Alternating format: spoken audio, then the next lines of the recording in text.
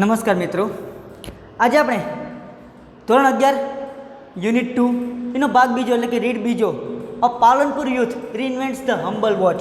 પાલનપુરનો એક યુવાન એક અદ્ભુત અજાયબ ઘડિયાળ શોધી કાઢે છે, એના વિશે જોઈશું.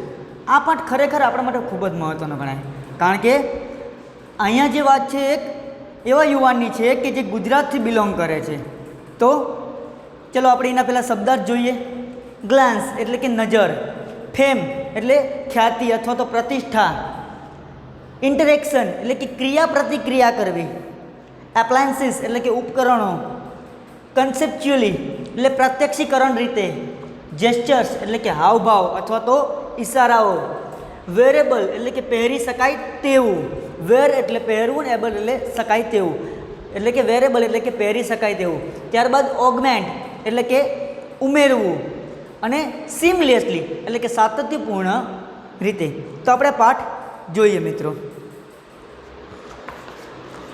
પ્રણવ મિસ્ત્રી, a native of Palanpur, North Gujarat, showcased the impossibly futuristic watch gear to the world. એ કે પ્રણવ મિસ્ત્રી ઉત્તર ગુજરાતના પાલનપુરનો વતની, તે અશક્ય લાગે એવી ભવિષ્યની ઘડિયાળ જેનું નામ આપ્યું છે એ ગિયર, એ દુનિયા સમક્ષ રજૂ કરે છે. Mistry is the head of think tank team Samsung research America, who has designed the digital watch that lets you check messages with glance or make conversation 007 style. એ કે મિસ્ત્રી એટલે કે પ્રણવ મિસ્ત્રી જે છે એ સેમસંગ રિસર્ચ અમેરિકાની અંદર થિંક ટેન્ક ટીમનો એક વડો છે, બરાબર છે. અને તેણે એક એવી ડિજિટલ વોચ બનાવી, ડિજિટલ ઘડિયાળ બનાવી છે કે જે એક જ નજરમાં મેસેજ પણ ચેક કરી શકે છે અથવા તો વાતચીત પણ 007 સ્ટાઇલમાં એટલે કે હાવભાવ દ્વારા વાતચીત પણ કરી શકે છે. With Gear you are able to make calls and receive calls without even taking your phone out of your pocket, says Pranav Mistry. તો પ્રણવ મિસ્ત્રીએ કીધું આ ગિયર દ્વારા, ગિયર એટલે કે જેણે ઘડિયાળ શોધી છે તેના દ્વારા તમે કોઈ પણ કોલ મેળવવો એટલે કે પ્રાપ્ત કરવો અથવા તો કોઈને આપણે કોલ કરીએ તે મોબાઈલ દ્વારા, તે તમે ખિસ્સામાંથી મોબાઈલ કાઢ્યા વિના પણ કરી શકો છો. When he was about 11, he means Pranav used to say, હું મોટો થઈને બહુ નામ કમાઈશ, means when I grow up I will earn a lot of fame. કે જ્યારે પ્રણવ 11 વર્ષનો હતો ત્યારે એવું કહેતો હતો કે હું મોટો થઈને બહુ નામ કમાઈશ, જેનું ઇંગ્લિશ આપ્યું છે when I grow up I will earn a lot of fame, એટલે કે હું મોટો થઈને ખૂબ જ નામ કમાઈશ. Said his father Kirtibhai. હવે એના પિતા કીર્તિભાઈ કહે છે. આગળ શું કહે છે જોઈએ. We never knew it will be so soon. અમને એ નથી ખ્યાલ કે આટલું બધું જલ્દી બનશે આ બધું. Pranav was like any other child. Pranav બીજા બધા બાળકો જેવો જ હતો, પણ his IQ power him to the first rank in every academic year he spent at વિવિધલક્ષી Vidya Mandir Palanpur. પણ તેનો આઈક્યુ એટલે ઇન્ટેલિજન્સ ક્વોન્ટિટી એટલે કે જેને આપણે બુદ્ધિ આંક કહીએ છીએ ગુજરાતીમાં, પણ તેનો બુદ્ધિ આંકની જે શક્તિ હતી એની, તેણે તેને પાલનપુરમાં સ્થિત વિવિધલક્ષી વિદ્યા મંદિરમાં દરેક શૈક્ષણિક વર્ષે પ્રથમ ક્રમ પર લાવ્યો. He was good in every activity, be it studies, music he sings or sports, plays badminton, said the proud father. અને ત્યારબાદ એના ગર્વિત પિતા બોલ્યા કે તે બધી જ પ્રક્રિયાઓમાં સારો હતો. પછી તે અભ્યાસ હોય, મ્યુઝિક એટલે કે સંગીત, તે ગાતો પણ હતો. હી સિંગ્સ જો લખ્યું છે કાઉન્સમાં, તે ગાતો હતો. અથવા તો કે પછી સ્પોર્ટ્સ એટલે કે રમતગમત હોય, કારણ કે તે બેડમિન્ટન રમતો હતો.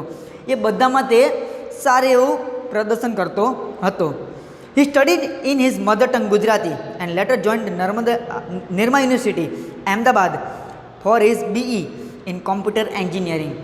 તે તેની માતૃભાષા ગુજરાતીમાં જ ભણ્યો હતો અને ત્યારબાદ તે અમદાવાદ સ્થિત નિરમા યુનિવર્સિટીમાં તેનું કોમ્પ્યુટર એન્જિનિયરિંગમાં BE કરવા એટલે કે બેચલર ઓફ એન્જિનિયરિંગ, જેને આપણે સ્નાતક કક્ષાની ડિગ્રી કહીએ છીએ, તે કરવા માટે નિરમા યુનિવર્સિટી અમદાવાદમાં ગયો.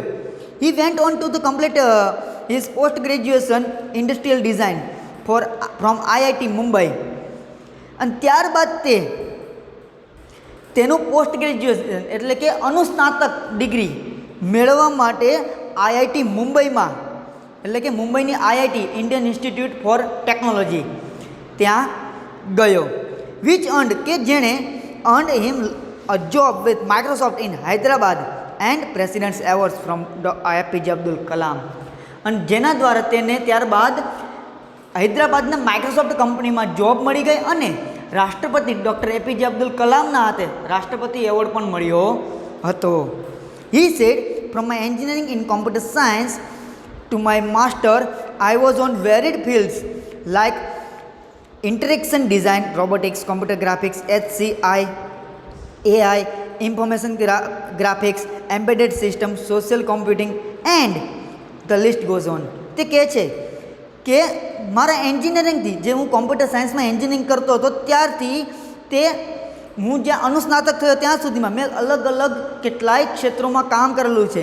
જેવી રીતે કે ઇન્ટરેક્શન ડિઝાઇન, પછી robotics, computer graphics, HCI human computer interaction, પછી AI આર્ટિફિશિયલ ઇન્ટેલિજન્સ જેને આપણે ગુજરાતીમાં કૃત્રિમ બુદ્ધિ કહીએ છીએ. ત્યારબાદ information graphics, embedded systems, social computer કે સામાજિક કોમ્પ્યુટિંગ અને આ લિસ્ટ કે ઘણું આગળ હજી જાય છે. આવું પ્રણવ કહે છે. I explore the fields with different projects and research papers. અને મેં અલગ અલગ ક્ષેત્રો, અલગ અલગ પ્રોજેક્ટો અને સંશોધન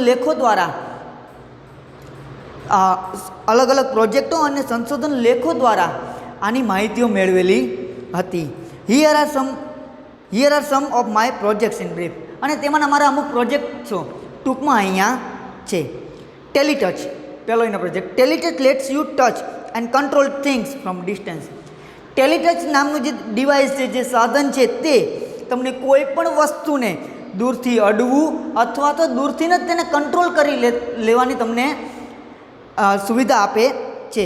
C through your smartphone's camera and control everything you see on the screen by touching it. તમારા સ્માર્ટફોનના કેમેરામાં જુઓ અને કેમેરામાં તમને જે કંઈ બી વસ્તુ દેખાય છે તેને તમે ટચ કરીને તમે એને કંટ્રોલ કરી શકો છો, તમે એને નિયંત્રણમાં લઈ શકો છો. Now you can interact with your appliances from a distance in a fun way. અને હવે તમે તમારા ઉપકરણો સાથે એટલે કે ઘરમાં હાજર હોય એવા કોઈ બી ઉપકરણો સાથે ખૂબ જ આનંદદાયક રીતે તમે એની સાથે ઇન્ટરેક્ટ એટલે કે ક્રિયા પ્રતિક્રિયા કરી શકો છો. TV, alarm, music player, open the door, turn on that light just by touching it on screen. એ કે ટીવી, અલાર્મ ચાલુ કરવો અથવા બંધ કરવો, મ્યુઝિક પ્લેયર, પછી દરવાજો ખોલવો, પછી લાઇટ ચાલુ કરવી અથવા તો બંધ કરવી, આ બધી જ વસ્તુઓ તમે તમારા સ્માર્ટફોનની સ્ક્રીનમાં અડીને જ કરી શકો છો. Teletouch lets you interact with your world with touch from distance. અને આ જે ટેલિટચ છે તે તમારી દુનિયાને ફક્ત તમારા સ્માર્ટફોનમાં અડવાથી જ તમારું કામ કરી દે છે. તમે તમારી દુનિયાને દૂરથી જ તે અડીને તમે તમારું કામ કરી શકો છો. બીજી ડિવાઇસ છે એનું નામ છે Sparsh. Sparsh lets you conceptually transfer media from one digital device to your body and pass it to other digital device by simple touch gesture.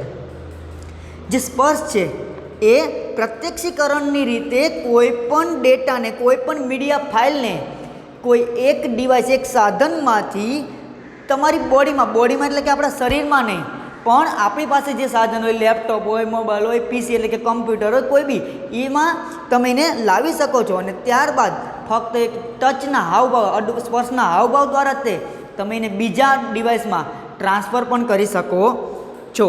Touch whether you want to copy from laptop, TV, smartphone, e book reader etceteras. તમે laptop, TV, smartphone અથવા તો e book જે આપણે electronic book કહીએ છીએ તે ઈ book reader એ ગમે એમાંથી તમે જે કોપી કરવા માગો છો એને ટચ કરો. Now it is saved conceptually in you. અને હવે તમારી ડિવાઇસમાં પ્રત્યક્ષીકરણ રીતે સેવ થઈ ગયું એટલે કે કોપી થઈ ગયું. Next, touch the device you want two paste. અને હવે તમે જે કોપી કરેલો ડેટા, જે કોપી કરેલી ફાઇલ છે એને તમારે જેમાં નાખવી હોય એ ડિવાઇસને ટચ કરો. સ્પર્શ uses touch based interaction as an indication for what to copy from where and where to pass it on. એ કે જ્યાં સ્પર્શ છે તે તમારે ક્યાંથી ફાઇલને કોપી કરવી અને ક્યાં નાખવી, ક્યાં મૂકવી, એ ફક્ત એક સ્પર્શના તે એટલે કે ટચના તે આધારે થયેલી પ્રતિક્રિયા દ્વારા થઈ શકે છે. ત્રીજી ડિવાઇસ છે સનફ્લાવર, જે તમને બાજુમાં અહીંયા ફોટો પણ આપ્યો છે અહીંયા, બરાબર છે. તે સનફ્લાવરનો છે. આપણે જનરલી સનફ્લાવર સાંભળીએ એટલે આપણને સૂર્યમુખીનું ફૂલ યાદ આવે, પણ અહીંયા એની વાત નથી. એક કૃત્રિમ એક એવી ડિવાઇસ બનાવેલી છે કે જેનું નામ એણે સનફ્લાવર રાખેલું છે અને જેનો ચિત્ર પણ તમને બાજુમાં આપેલ છે. Sunflower let's you track the sun. Sunflower જે છે એ તમને સૂર્યની દિશા બતાવે છે કે સૂર્ય અત્યારે હાલમાં કઈ જગ્યાએ છે. It is an artificial sunflower. જો કહી દીધું કે એક કૃત્રિમ સૂર્યમુખી છે. With simple OP-AMP741 circuitry and photosensor, he has created a sunflower which would move with the sun.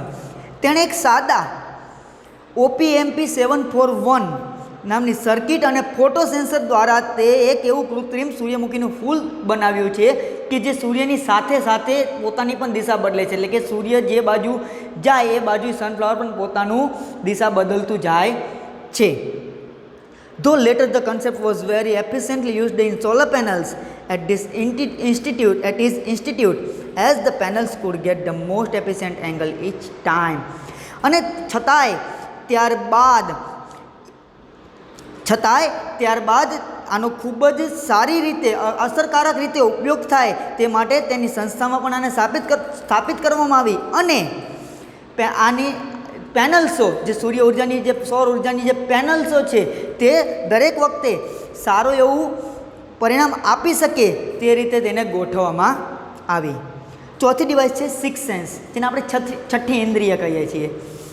Six sense is a wearable gesture interface that augments the physical world around us with digital information and let us use natural hand gestures to interact with that information. Six sense જે છે એ wearable એટલે કે પહેરી શકાય તેવું પ્રતિક્રિયા કરી શકાય તેવું એક ડિવાઇસ, એક સાધન છે કે જે આપણી આસપાસના ભૌતિક જગતને, ભૌતિક વિશ્વને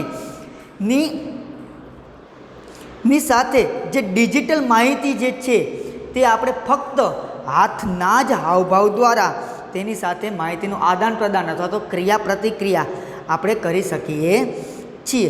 by using a camera and a tiny projector mounted in a pendant like wearable device, sixth sense sees what you see and visually augments any surface or objects we are interacting with.